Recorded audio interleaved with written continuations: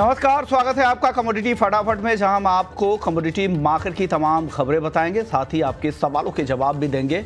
आपके पास कोई भी सवाल हो तो आप हमारे नंबर 9136934065 पर अपने सवाल हमें व्हाट्सएप करें। अगले आधे घंटे तक आपके सभी सवालों के जवाब दिए जाएंगे। और आज हमारे साथ दो मेहमान हैं जो आपके सवालों के जवाब देने वाले हैं। भाभी पटेल हैं ट्रेडबुल सिक्योरिटीज से, और 5 पैसा कैपिटल से सचिन गुप्ता है। अब दोनों मेहमानों का बहुत बहुत शुक्रिया, आपने वक्त निकाला। चलिए, लेकिन शुरुआत आज गोल्ड के साथ करेंगे, क्योंकि एक बड़ी तेजी के बाद अब हल्की यहाँ पर थकान दिख रही है, हल्की नरमी दिख रही है। भाभी का बताया सबसे पहले गोल्ड में क्या हो रहा है, जो ये लगातार एक के बाद एक रैली के बाद अब हल्की मुनाफा वसूली दिख रही है। क्या ये मुनाफा वसूली गहरा भी सकती है? क्या लगता है आपको गोल्ड में अब? नमस्कार विष्णु जी। नमस्कार। देखिए, मार्केट तो ऑफ कोर्स ओवरहीट हो चुका है, क्योंकि हम देख रहे हैं कि लगातार ये वीक में नए रिकॉर्ड हाई पे हाई बना रहा था।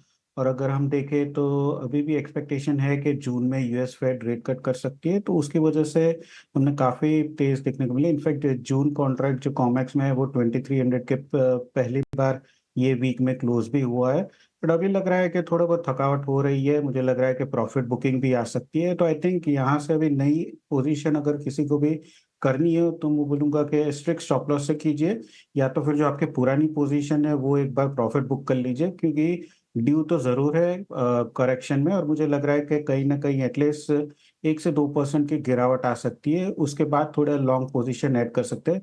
बट अभी फ़िलहाल के लिए मैं अवॉइड करने की रिकमेंड करूँगा।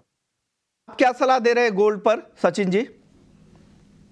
जी, गुड इवनिंग विश्वमोहन जी। वेल, एक अच्छी रैली हमने ओवरऑल गोल्ड एंड सिल्वर में आती हुई देखी है। गोल्ड में अगर देखिए तो वीक ऑन वीक बेसिस पे लास्ट 2 वीक्स में अप्रोक्सीमेटली 6% तक के गेन्स नोट किए गए। स्वाभाविक है कि इतनी बड़ी रैली आने के बाद में एक प्रॉफिट बुकिंग जनरली मार्केट में देखने को मिलती है, बट ओवरऑल अंडरटोन जो है वो अभी भी पॉजिटिव साइड की बनी हुई है। इवन अगर मैं इंटरडे पॉइंट ऑफ व्यू से देखूं तो मुझे लगता है कि जिस तरीके से लोअर साइड से एक रिकवरी मार्केट में देखने को मिली है, ये रिकवरी और भी और कंटिन्यू हो सकती है। सो बाय एंड डिप्स की strategy intraday point of view से रखने की सलाह रहेगी। करीब 69,500 450 के आसपास में अगर गोल्ड के प्राइसेस मिलते हैं तो वहां से one can look for the buy. Downside में स्टॉप लॉस जो रहेगा वो 69,290 का रहेगा। अपसाइड पोटेंशियल एक बार 69,900 और 70,000 तक के लिए वापस से देखने को मिल सकता है। ओके, तो ये राय आप लोगों की गोल्ड पर है। और चांदी पर सचिन बताइए, क्या लग रहा है आपको? चांदी 80,000 के पार जाने के बाद, वो हिस्टोरिकल लेवल जिसका लंबे समय से इंतजार था, उसके पार जाने के बाद इस हफ्ते के आखिरी दिन अब हल्की मुनाफा वसूली दिखी। लेकिन क्या लग रहा है आगे की चाल, अगले हफ्ते के हिसाब से अगर कहें तो चांदी की चाल क्या रहने वाली है सचिन? वेल, कमिंग वीक में भी ये स्ट्रेंथ अभी और कंटिन्यू होना चाहिए, बिकॉज बुलिशनेस अभी भी कंटिन्यू मार्केट में बनी हुई है। और जिस तरीके से लाइक फंडामेंटल सपोर्ट्स मिलते हुए नजर आ रहे हैं बुलियन मार्केट को, मुझे लगता है ये सिल्वर के अंदर ये तेजी कमिंग वीक के लिए भी कंटिन्यू रहेगी।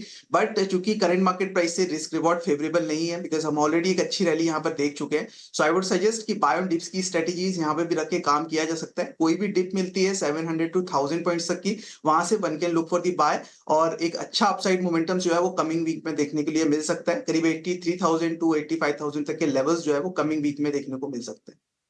आप बताइए भाविक, आपको क्या लग रहा है चांदी अगले हफ्ते किस तरह की चाल दिखा सकती है? देखिए, अगले हफ्ते यूएस के इन्फ्लेशन के भी डेटा है, तो वो भी एक अच्छा एटलीस्ट गाइडिंग फोर्स है। और उसके ऊपर ही पता चलेगा कि कितनी प्रोबेबिलिटी है रेट कट की जून में। बट मुझे अभी भी लग रहा है कि क्योंकि काफ़ी रन अप हो चुका है, और इस वीक हमने देखा है कि चांदी कैचअप कर रही है, क्योंकि काफ़ी अंडर परफॉर्म कर रही थी एटलीस्ट ये मंथ में। तो मुझे लग रहा है कि यहाँ से ऑफकोर्स थोड़ी बहुत 82,000 तक की लेवल है।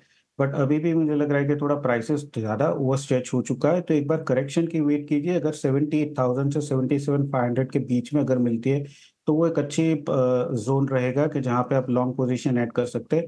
नेक्स्ट वीक मुझे भी लग रहा है कि एटलीस्ट 82,000 तक मार्केट जाना चाहिए, और नीचे का स्टॉप लॉस अगर रखना है तो 77,000 का स्ट्रिक रखिए। तो ये सलाह गोल्ड और सिल्वर को लेकर है। लेकिन हमने राजेश कल्याण रमन, जो कल्याण ज्वेलर्स के एग्जीक्यूटिव डायरेक्टर हैं, उनसे बातचीत की थी गोल्ड डिमांड को लेकर और प्राइसेस को लेकर। उन्होंने क्या कहा है, आइए सुन लेते हैं। हमारे साथ कल्याण ज्वेलर्स के एग्जीक्यूटिव डायरेक्टर है। शुक्रिया सर, आपने वक्त निकाला ईटी नाउ स्वदेश के लिए। सर, सबसे पहले गोल्ड में जिस तरह की रिकॉर्ड रैली चल रही है, क्या लग रहा है आप लोगों के स्टोर्स पर लोग इस प्राइस को जस्टिफाई कर रहे हैं, या उनको अभी लग रहा है कि नहीं बहुत महंगा अचानक से हो गया, एक सरप्राइज रैली आ गई है इसलिए अभी वो बच रहे हैं खरीदारी से? क्या रिपोर्ट है? मैं पिताजी के साथ 1993 में दुकान पहला टाइम गया।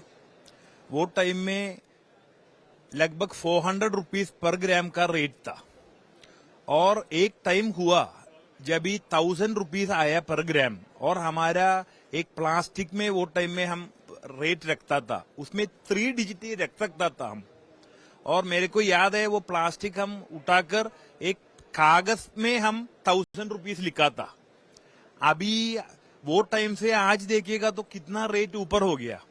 तो मेरे को क्या लगता है कि इंडियंस और हमारा कल्चरली और हेरिटेज वाइज ज्वेलरी के साथ एकदम बहुत जनरेशंस का रिश्ता है। ये रिश्ता प्राइस से नहीं मूव होता है, क्योंकि ऐसा है तो मेरा ही पर्सनल एक्सपीरियंस है, उससे आज देखिएगा तो कितना मूवमेंट हुआ है। तो मेरे को क्या लगता है कि जितना वो इमोशनल कनेक्ट है हमको, फॉर एग्जाम्पल एक बच्ची हुआ तो हम पहले हम उसको सोना देता है, अक्षय तृतीया है तो हम विश्वास करता है कि एक कॉइन लक्ष्मी को घर लेकर आने का, दिवाली में। तो क्या है, जैसा हमारा कल्चर और ज्वेलरी का इंटरमिक्स हुआ है, उससे प्राइस सेकेंडरी है। वो हमको लगता है कि प्राइस से हमारा डिमांड कमी नहीं होगा। क्या लग रहा है यहाँ से प्राइस किस तरफ आपको जाते दिख रहे हैं गोल्ड के? क्या कुछ करेक्शन की संभावना लग रही है, या फिर एक तरफा रैली चलने वाली है? क्या है, गोल्ड का प्राइस एकदम करेक्ट किसी को बोल सकता है तो उसको दूसरा कुछ काम नहीं करने का है, वो वही जाकर कर सकता है, कोई को भी करेक्ट बोल नहीं सकता है। लेकिन मेरा इतना इयर्स का एक्सपीरियंस में क्या है, कभी भी प्राइस ऊपर नीचे ही होता है, लेकिन लॉन्ग टर्म में देखेगा तो ऊपर ही दिखता है। तो वो भी हम प्रॉमिस कोई नहीं बोल सकता है, क्योंकि कोई को मालूम नहीं, लेकिन हम प्रीवियस एक्सपीरियंस से बोलता है। मतलब आपको लग रहा है कि लंबी अवधि में लंबी एक 3 इयर्स 5 इयर्स का टेन्योर में ये ऊपर ही दिखता है। सर, ट्रेंड क्या है? ज्वेलरी इंडस्ट्री का ट्रेंड आपको क्या संकेत दे रहा है? किस तरह की डिमांड, किस तरह के टिकट साइज की, किस तरह के प्रोडक्ट की डिमांड अभी मार्केट में ज्यादा है? क्या नए जनरेशन में जो उनकी डिमांड पहले थे उसमें कुछ बदलाव भी आया है? क्या है, वो jewellery is a part of our culture, और जब भी हमारा अभी का जनरेशन है उसका अभी ईटिंग हैबिट कैसा है या उसका ड्रेसिंग हैबिट कैसा है, वो थोड़ा चेंज हुआ ही है। वैसा ज्वेलरी का भी चेंज होता ही रहता है। ओके, तो ये थे राजेश कल्याण रमन, जो एग्जीक्यूटिव डायरेक्टर थे कल्याण ज्वेलर्स के। चलिए अब आगे बढ़ते हैं। गोल्ड सिल्वर की बात आपने सुन ली, अब बात कर लेते हैं कच्चे तेल की। कच्चा तेल लगातार तेजी की तरफ जा रहा है। इस हफ्ते भी करीब 5% की तेजी, और महीने में भर में 11% की तेजी आ चुकी है। जिस तरह से खाड़ी देशों को लेकर तनाव है, ईरान की तरफ से जो बयानबाजी हो रही है, सीरिया में ईरान के दूतावास पर इजरायल के हमले के बाद से ये तनातनी ज़्यादा बढ़ गई है। क्या लग रहा है आपको सचिन जी, क्रूड की चाल अगले हफ्ते किस तरह की रहेगी? ट्रेडर्स के लिए क्या सलाह है? वेल विश्वमोहन जी, जैसे कि आपने बताया कि फंडामेंटल्स में कुछ मेजर डेवलपमेंट्स यहाँ पे देखने को मिले हैं। मिडिल ईस्ट में टेंशंस बढ़ती हुई दिख रही है, जिसकी वजह से टाइट सप्लाईज को लेके कंसर्न्स मार्केट में बने हुए हैं। साथ ही साथ में एक साइड में जो डिमांड इंप्रूव होती हुई नजर आ रही है, उसके चलते क्रूड में एक अच्छा अपवर्ड मोमेंटम हमने लोअर लेवल से देखा है। वेल अगर टेक्निकली देखें तो 69-69.50 के आसपास के इंपॉर्टेंट लेवल्स थे, जिसको ब्रीच करने के बाद में क्रूड के प्राइसेस जो है वो फाइनली 7000 के इंपॉर्टेंट लेवल के ऊपर सस्टेन करते हुए नजर आ रहे हैं। मुझे लगता है ये जो अपवर्ड मोमेंटम है अभी और कंटिन्यू होना चाहिए with the support of the fundamental factors. So coming days में एक अपकमिंग लाइक मोमेंटम्स जो है वो करीब 7300 और 7400 तक के लिए कंटिन्यू हो सकता है क्रूड में। बट फ्यूचर्स के साथ साथ मुझे लगता है यहाँ पे ऑप्शंस के थ्रू भी एक ट्रेड लिया जा सकता है। तो 7300 का एक कॉल ऑप्शंस यहाँ पे बाइंग करने की सलाह रहेगी। करीब 135 के आसपास के अगर प्राइसेस मिलते हैं, वहां से one can look for the buy. Downside stop loss 110 का रहेगा। अपसाइड पोटेंशियल मुझे लग रहा है करीब 180 और 190 तक के टारगेट्स जो है इस कॉल ऑप्शंस में देखने को मिल सकते हैं। कॉल ऑप्शन खरीदने की सलाह 7,300 के स्ट्राइक की कॉल खरीदने की सलाह। आप सहमत है? आपको भी लग रहा है 7,300 के स्ट्राइक की कॉल खरीदे? क्योंकि ऋषि नाम के एक दर्शक जो सवाल भेजी है, इन्होंने ये जानना चाहिए कि which option can be by in crude now, क्या करना चाहिए? भाविक, आप क्या सलाह देंगे इनको? यस, मुझे भी लग रहा है कि एटलीस्ट कॉल के ही ऑप्शन लेना चाहिए, ना कि पुट में, क्योंकि अभी भी अगर देखें तो जियोपॉलिटिकल कंसर्न्स काफ़ी है। इनफैक्ट यूएस ने तो बोला है कि सैटरडे को शायद इराक है वो थोड़ा रिटेलिएट भी कर सकता है, सॉरी ईरान। तो उसकी वजह से हमने देखा है कि क्रूड में काफ़ी अपसाइड देखने को मिले, और मुझे लग रहा है कि कहीं ना कहीं एटलीस्ट 92 से 95 ब्रेंट जो है वो टच कर सकता है। उसके बाद थोड़ी बहुत प्रॉफिट बुकिंग आ सकती है। तो नेक्स्ट वीक मुझे भी लग रहा है कि 7400 तक हमें देखने को मिल सकती है। आई थिंक 7300 का जो कॉल है वो ज़्यादा बेहतर लग रहा है, तो वो बाय कर सकते हैं। रिस्की ज़्यादा है तो बेहतर होगा कि आप कॉल ऑप्शंस के साथ जाएं। ये सलाह दोनों एक्सपर्ट्स की तरफ से है। यहाँ पर स्टॉप लॉस भी बताए गए हैं, उसका भी ध्यान आप लोग ज़रूर रखिएगा। अगले दर्शक, उन्होंने नाम नहीं भेजा है, सिर्फ उन्होंने भेजा है कि नेचुरल गैस में क्या करना चाहिए, क्या करें सचिन जी? एनजी किस तरह से दिख रहा है? आगे कुछ तेज़ी की उम्मीद करें क्या? यहाँ पर काफ़ी समय से कमज़ोरी दिखा रहा है, या फिर दायरे में कह सकते हैं एक बड़ी गिरावट के बाद से आगे क्या होगा नेचुरल गैस में? विश्वमोहन जी, मुझे लगता है कि आगे का ट्रेंड जो है वो थोड़ा सा भी दायरे का ही नजर आ रहा है, अंटिल प्राइजेस 160 के इंपॉर्टेंट लेवल्स को ब्रेक नहीं करते हैं। डाउन साइड में 140 38 के आसपास में एक अच्छा सपोर्ट जोन बना हुआ है, और हायर साइड में एक 160 का रेजिस्टेंस जोन जो है वो क्लियरली नजर आ रहा है। मुझे लगता है 160 के ये लेवल्स अगर ब्रेक होते हैं, then one can look for the buy, because वो लेवल्स ब्रेक होने के बाद में जो अपसाइड पोटेंशियल है वो करीब 185 190 तक के लिए जो है वो आता हुआ देख सकते हैं। सो एट प्रेजेंट प्राइसेस दायरे में ट्रेड कर रहे हैं, बट यस रेजिस्टेंस के ऊपर बाइंग की सलाह रहेगी। एक दर्शक है 7,000 सी के स्ट्राइक का ऑप्शंस का कॉल ऑप्शंस का टारगेट पूछ रहे हैं। क्या टारगेट था सचिन जी? 190 का था जी, 180 टू 190 के आसपास में एक बार प्रॉफिट ले सकते हैं। ओके, तो आपके लिए 190 के टारगेट है। 7300 के स्ट्राइक की कॉल खरीदे, और यहाँ पर स्टॉप लॉस आपने 110 का लगाने की सलाह दी थी सचिन जी। जी बिल्कुल, 110 के स्टॉप लॉस के साथ। ओके, चलिए, क्रूड एनजी की बात हो गई, गोल्ड सिल्वर की बातचीत हो गई, एग्री मार्केट की तरफ भी बढ़ जाते हैं। बाद में आपको बेस मेटल्स की भी राय लेंगे, क्योंकि हमारे साथ गेहूं के कारोबारी अजय जैन साहब हैं। शुक्रिया अजय जी, आपने वक्त निकाला हमारे लिए। सर, क्या हो रहा है गेहूं में? किस तरह, क्या रिपोर्ट आ रही है? खरीदारी की क्या स्थिति है? सरकारी खरीद की क्या स्थिति है? आमतौर पे 1 अप्रैल से सरकारी खरीद शुरू होती थी, इस बार मार्च में जल्दी शुरू हो गई। तो जो नंबर्स आ रहे हैं अप्रैल के पहले 3 दिनों में, ये पिछले साल के इन पीरियड के दौरान 32% ज़्यादा दिख रहे हैं। 31 मार्च तक 2.6 लाख टन गेहूं की खरीद हुई थी, और 1 मार्च से 3 अप्रैल तक 5.9 लाख टन की खरीदारी हुई है। अगर 1 मार्च से 3 अप्रैल का अगर आप डेटा देखें तो पिछले साल से 67% ज़्यादा है। क्या लग रहा है इस बार टारगेट जो सरकार ने तय कर रखा है 320 लाख टन का, उससे ज़्यादा खरीद होने वाली है अजय जी? नमस्कार विश्वमोहन जी। नमस्कार। क्योंकि गेहूं का रकबा कमोबेश पिछले साल के मुकाबले करीब करीब बराबर ही है, 1-1.5% ज्यादा है, और जो लास्ट ईयर के प्रोडक्शन नंबर थे वो भी 1120 लाख टन थे, और सरकार ने इस बार भी करीब करीब लक्ष्य 1120 लाख टन का तय किया है। ये बात अलग है कि ट्रेड इसमें अपना उत्पादन अनुमान इससे नीचे गिनता है, जो 107 से 109 मिलियन टन के आसपास अनुमान लगा रहा है। और अगर हम समर्थन मूल्य पे खरीदी की बात करें, तो चूंकि यही क्रॉप पे लास्ट ईयर सरकार ने 262 लाख टन की खरीदी की थी, तो संभावना इस बार भी यही लग रही है, चूंकि रकबा भी वही है और उत्पादन भी कमोबेश उतना ही नजर आ रहा है, तो सरकार अपना उत्पादन जो प्रोक्योरमेंट है वो गत वर्ष के समान या उससे कुछ अधिक कर सकती है। हाँ, लक्ष्य जरूर सरकार ने 300 से 320 लाख टन का रखा है, लेकिन अभी जो प्रारंभिक रुझानों से लग रहा है कि सरकार अपना गत वर्ष के बराबर अपनी खरीदी को कर पाएगी, और करीब करीब हमें 20-25 दिन का इंतजार करना पड़ेगा कि खरीदी किस दिशा में या किस उस पर सरकार कर पाती है। जय जी, खबर ये कि एमपी में सबसे ज्यादा खरीदारी हो रही है, तो क्या एमपी के किसान खुश है इस भाव से? एमएसपी प्लस 125 रुपए का बोनस?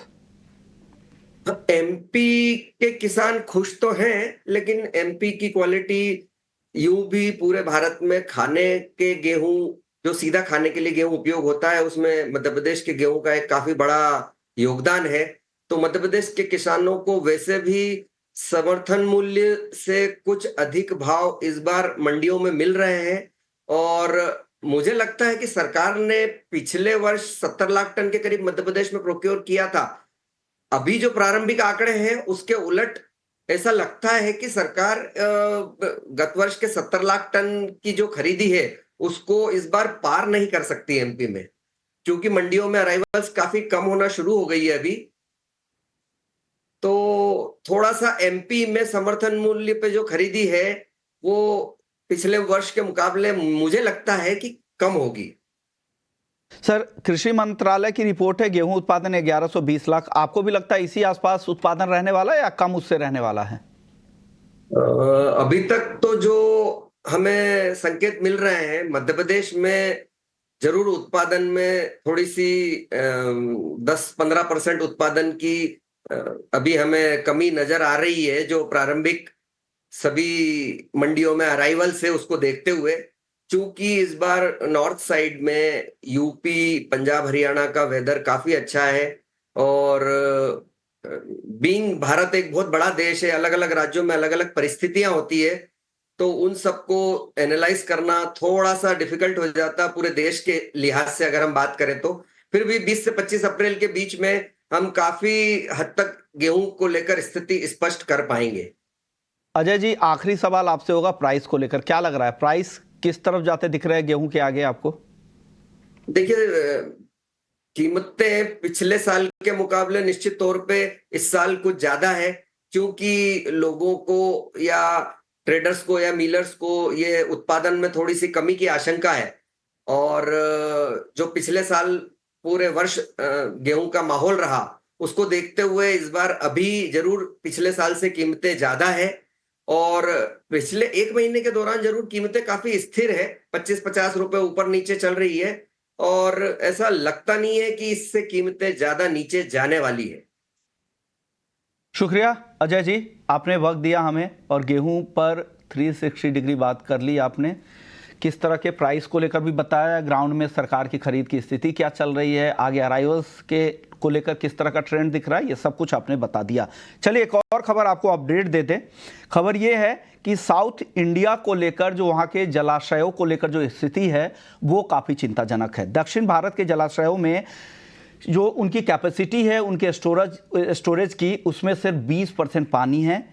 42 सबसे बड़े जलाशयों की स्थिति इस तरह की हो गई है, जबकि पिछले साल इन्हीं 42 बड़े जलाशयों में उनके स्टोरेज क्षमता का 34% तक पानी था, यानी पिछले साल से काफ़ी कम पानी है इस बार, और 10 साल के औसत से भी कम पानी है। हालांकि 37 जलाशय ऐसे हैं साउथ इंडिया के जहां पर कैपेसिटी जितनी है उससे 50% से कम पानी है। और सिर्फ साउथ इंडिया ही नहीं, भारत के कई सारे ऐसे राज्य हैं जिसमें बिहार, झारखंड, छत्तीसगढ़, कुछ ऐसे राज्य हैं जहां पर भी जलाशयों की स्थिति काफ़ी कम है। जहां भी पिछले साल काफ़ी कम बारिश हुई थी वहां के जलाशयों की स्थिति काफ़ी चिंताजनक हो चुकी है।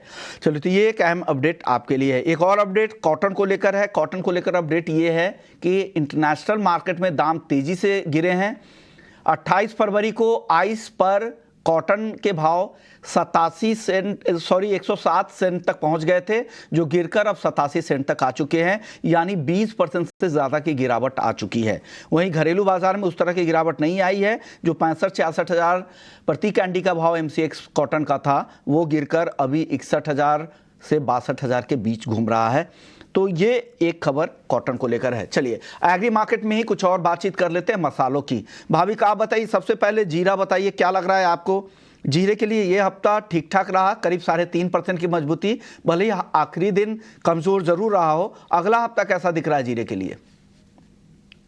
देखिए जीरे में तो मुझे बहुत ज़्यादा मूवमेंट तो नहीं लग रही है, क्योंकि इस पर हमने पता है कि अभी ऑल्दो अराइवल आ रहा है, बट इस पर के जो माल है मंडी में जो आने वाला है वो काफ़ी बम्पर क्रॉप है। तो इसकी वजह से जो लास्ट ईयर में जो हमने टेरिफिक रैली देखी थी वो मुझे नहीं लग रहा है रैली होगी। बट हाँ, एटलीस्ट अभी के लिए जो प्राइसेस जो स्लाइड हो रहे थे वो बंद हो चुके हैं। आई थिंक थोड़ा बेस बन चुका है। तो मुझे लग रहा है कि एटलीस्ट नेक्स्ट वीक हमें वापस से 28 से 30,000 तक के लेवल देखने को मिल सकते हैं।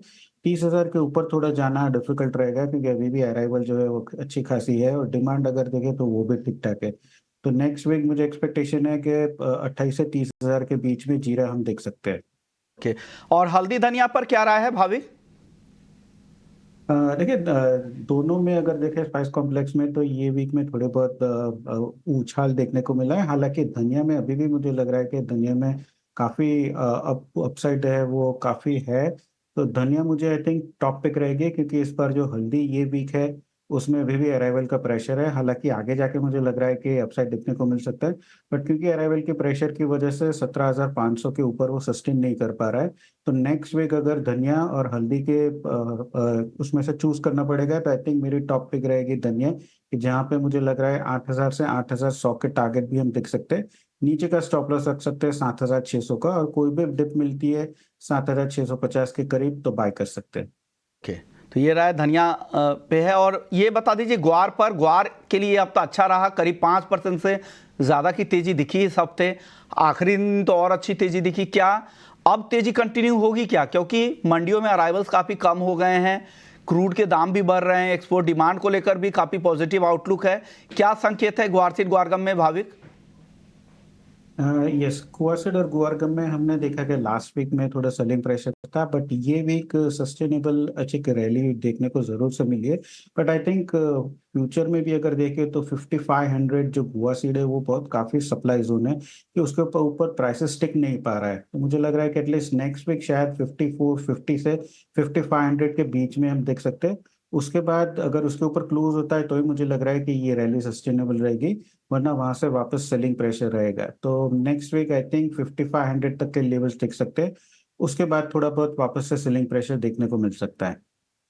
अगले दर्शक जिनका सवाल है हमारे पास, प्रमोद है पुणे से। चांदी उन्होंने 79,500 रुपये पे खरीदा है। भाविक आपसे ये जवाब जानना चाह रहे हैं, 79,000 79,500 पे चांदी बाई है इनकी, क्या करना चाहिए अब इनको? देखिए, चांदी और सोने दोनों में अगर हम देखें तो काफी रैली हो चुकी है, तो ये थोड़ा ज्यादा टॉप पे है। तो आई थिंक थोड़ा रिस्की है, बट उनके पोजीशन वो बने सकते हैं। बट स्टॉप लॉस 78,700 का स्टिक्स रखिए। अगर 78,700 के नीचे जाता है तो निकल जाइए, क्योंकि कभी भी ये करेक्शन भी आ सकता है, क्योंकि हमने एक अच्छी खासी रैली देखने को मिली है चांदी में। 28,700 बोला भाविक आपने? 78,700। ओके, तो ये स्टॉप लॉस ध्यान रखिएगा, उसके साथ इस पोजीशन को होल्ड कीजिएगा, बिना स्टॉप लॉस के ट्रेड ना करें, ये जरूर आप ध्यान में रखिएगा। चलिए मेटल्स की बात कर लेते हैं। सचिन, बेस मेटल्स एक शानदार रैली के बाद हफ्ते के आखिरी दिन थोड़ा अब दबाव दिखा, क्या लग रहा है अगला हफ्ता मेटल्स के लिहाज से कैसा रहेगा? कोई टॉप काउंटर आपको लगता है जहां पर एक्शन दिखेगा, कमाई हो सकती है? वेल ओवरऑल बेस मेटल्स में अगर देखिए तो टॉप कमोडिटीज में पहला प्रेफरेंस जो है वो कॉपर को रहेगा, और सेकंड वन जो है वो मैं पिक करूंगा जिंक को। But trading point of view से अगर देखें तो यहाँ पर कॉपर के अंदर जो है वो लेवल्स काफी अट्रैक्टिव नजर आ रहे हैं, अपसाइड पोटेंशियल जो है वो अभी और बना हुआ है। तो मुझे लगता है कि करीब 797 798 के आसपास से कॉपर में एक बाय इनिशिएट किया जा सकता है। स्ट्रिक्टली एक स्टॉप लॉस रहेगा 793 का, वो फॉलो करना रहेगा। अपसाइड पोटेंशियल करीब 805 808 तक के लिए कंटिन्यू हो सकता है। सो कॉपर में बाइंग की सलाह रहेगी फॉर कमिंग वीक के लिए। ओके, आपको बेस मेटल्स में क्या पसंद है भाविक? जो मुझे भी कॉपर बनना अच्छा लग रहा है, क्योंकि कॉपर हमने देखा कि 780 के ऊपर जो ब्रेकआउट हुआ है तो कंटिन्यूस ऊपर ही चल रहा है, और ब्रेकआउट के ऊपर ही सस्टेन कर रहा है। मुझे भी लग रहा है कि एटलीस्ट आज के दिन या नेक्स्ट वीक 802 से 805 का लेवल हम देख सकते हैं। बट थोड़ा बहुत अगर करेक्शन आता है अराउंड 794 तो बाय कर सकते हैं 789 के स्टॉप लॉस से, और ऊपर का टारगेट मैं रिकमेंड करूंगा 802 का। अगले दर्शक है धनंजय हैं और पवन कुमार, एक ही सवाल है इसलिए उनका नाम एक साथ हमने डाला है प्लेट में। धनंजय और पवन कुमार, सवाल है नेचुरल गैस में उनको क्या करना चाहिए? भाविक आप बताइए, नेचुरल गैस पर आपकी राय क्या है? लेकिन नेचुरल गैस अगर देखें तो फंडामेंटल्स काफ़ी वीक है। इस बार जो अभी तो एटलीस्ट विंटर हो चुकी है, आगे जाके डिमांड कोई है नहीं। और अगर हम इन्वेंट्रीज देखें तो काफ़ी ज़्यादा इन्वेंट्री है, तो मुझे नहीं लग रहा है कि इसमें ज़्यादा तेज़ी होगी। हाँ, 160 के ऊपर एक ब्रेकआउट ज़रूर से दिख रहा है, बट आगे जाके मुझे लग रहा है 145 से 160 के एक रेंज में ही रहेगा। तो वापस अगर 145 के करीब आता है तो 140 के स्टॉप लॉस से बाय कर सकते हैं 160 के टारगेट के लिए। अगर 160 के ऊपर सस्टेन नहीं कर पा रहा है तो और उसके वहां आके जाता है तो आई थिंक 165 के स्टॉप लॉस से एक बार वापस से बेचना चाहिए और नीचे का टारगेट रख सकते हैं 145 है। तो आगे जाके आई थिंक 145 से 160 की रेंज में ये लग रहा है ट्रेड करेगा। छोटे छोटे दो जवाब दे दीजिएगा, एक भाविक आप और एक सचिन ये आप। भाविक, क्या लग रहा है अगले हफ्ते अगर कोई टॉप ट्रेड आपको चुनना हो तो क्या चुनेंगे? किस काउंटर में आपको लग रहा है ज्यादा दम अगले हफ्ते? अगला अगर मुझे लग रहा है कि जिंक में बाय करके चलना चाहिए 238 के टारगेट के लिए और नीचे का स्टॉप लॉस रहेगा 227 का। जिंक आपको पसंद है, अगले हफ्ते के लिए खरीदारी की सलाह भाविक जी की। सचिन जी आप बताएं, आपको क्या पसंद है अगले हफ्ते के लिए? आपका टॉप काउंटर कौन सा है? अगले हफ्ते के लिए मुझे लगता है कि क्रूड में एक बाइंग बैट लेना चाहिए। क्रूड काफी अट्रैक्टिव लग रहे हैं लेवल्स पे। कमिंग जो टारगेट्स यहाँ पे सजेस्ट किए 7400 तक के लिए मुझे लग रहा है, तो क्रूड में जो है वो बाइंग की रणनीति अपना सकते हैं। शुक्रिया सचिन जी आपका, भाविक जी आपका। आप लोगों ने वक्त निकाला, हमारे दर्शकों के सवालों के जवाब भी दिए और अगले हफ्ते के लिए टॉप ट्रेड्स भी बता दिए। तो कमोडिटी फटाफट को यहीं समेटते हैं, लेकिन बाकी खबरों के लिए आप बने रहिए हमारे साथ। नमस्कार।